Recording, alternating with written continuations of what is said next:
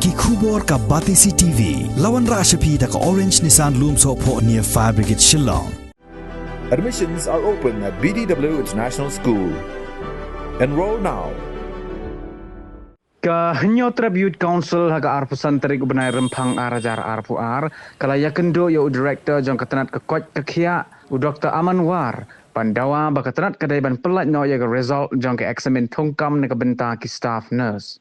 Haga jingya keren bat kilat patai kubor presiden jong ke HYC Shillong City uba John Lingdo ulia tho bakatenat kekot kekia usnem arajar arpuai kalapen bena hadu arspa arteliki kambalai jong ke staff nurse bajaga eksamen lependep haka sautrik ubenai nok pra arajar arpuai. Henry hadu menta nagaliang jong ketenat kekot kekia kampat penmi setia jaga result. Haka bayadai bat kani nagaliang ke HYC kadawa jaga ketenat kekot kekia pan pelat nok ham klo jaga result kenang ban pelilat iki samla haka yok kam yok jam.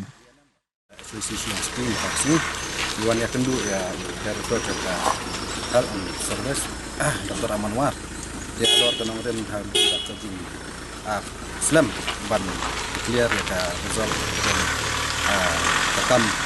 nursing dia nampak hajian kepada pendok harus nampak ada dia Iwan orang dan ban keli ba nakai kata ban ba kajing Islam juga nika result nomor takun kajing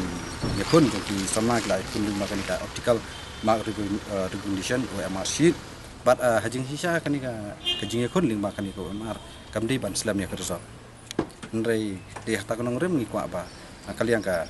office jong ka DHS kan keluar kat bala abdi bat ka result jong kanika post nursing jong senam belada but nomor ba ni sutu ba kajing Islam ni kajing Islam jong ki result tapkan haman laki bus ki balat kala kawanra ya kajing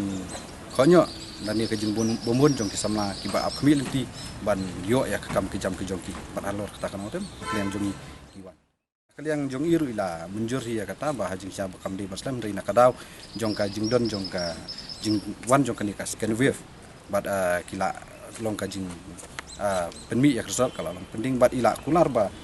tanghau benai April di kinla ban anyo ya ka result nam taki samlah tapkam ka exam jongki begitu ka di South Terik Desember.